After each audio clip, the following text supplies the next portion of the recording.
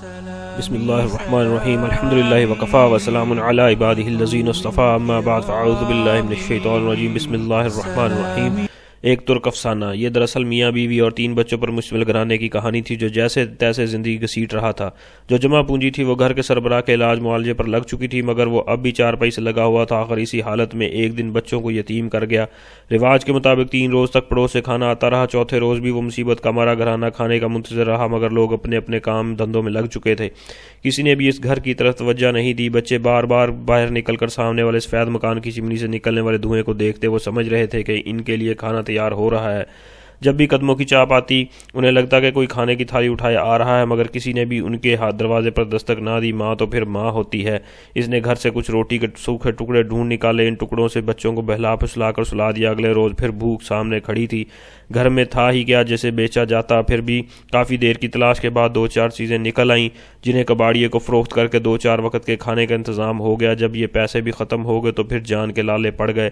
بھوک سے نڈھال بچوں کا چہرہ ماں سے دیکھا نہ گیا۔ 7ویں روز بیوہ ماں خود کو بڑی سی چادر میں لپیٹ کر محلے کی پرچون کی دکان پر جا کھڑی ہوئی۔ دکاندار دوسرے گاہکوں سے فارغ ہو کر اس کی طرف متوجہ ہوا۔ خاتون نے ادھار پر کچھ راشن مانگا تو دکاندار نے نہ صرف صاف انکار کر دیا بلکہ 2-4 باتیں بھی سنا دی۔ اسے خالی ہاتھ ہی گھر لوٹنا پڑا۔ ایک تو باپ کی جدائی کا صدمہ اور اوپر سے مسلسل فاقہ۔ 8 سالہ بیٹے کی ہمت جواب دے گئی اور وہ بخار میں مبتلا ہو کر چارپائی پر پڑ گیا۔ دوا دارو کہاں سے ہو، کھانے کو لقمہ نہیں تھا۔ چاروں گھر کے ایک کونے میں دبکے پڑے تھے۔ ماں بخار سے آگ بنے بیٹے کے سر پر پانی کی پٹیاں رکھ رہی تھی، جبکہ 5 سالہ بہن اپنے ننھے منھے ہاتھوں سے بھائی کے پاؤں دبا رہی تھی۔ اچانک وہ اٹھی، ماں کے پاس آئی اور کان سے منہ لگا کر بولی، اماں بھائی کب مرے گا؟ ماں کے دل پر تو گویا خنجر چل گیا۔ تڑپ کر اسے سینے سے لپٹا لیا اور پوچھا، میری بچی ہے، تم کیا کہہ رہی ہو؟ بچی معصومیت سے بولی، ہاں اماں بھائی مرے گا تو کھانا آئے گا نا۔ اگر ہم اپنے پڑوس میں نظر دوڑائیں تو اس طرح کی ایک چھوڑ کئی کہانیاں بکھری نظر آئیں گی۔ بہت معذرت کے ساتھ کہہ رہا ہوں، ہمارا معاشرہ مردہ پرست ہو چکا ہے۔ زندگی میں کوئی نہیں پوچھتا،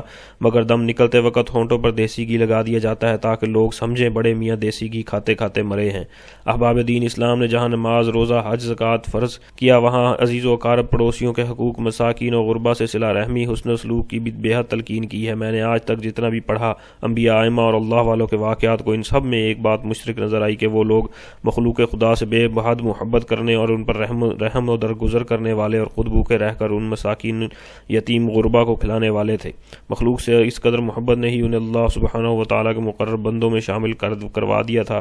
اللہ سبحانہ و تعالیٰ سے دعا ہے کہ وہ ہمیں بھی دوسروں کے کام آنے کی توفیق عطا فرمائے اور تمام پریشان حالوں کی پریشانیوں کو دور فرمائے۔ اللہ رب العزت مجھے، آپ کو اور پوری امت مسلمہ کو آپ صلی اللہ علیہ وسلم کے طریقوں کے مطابق اللہ رب العزت کے حکموں کو پورا کرنے کی توفیق نصیب فرمائے، آمین۔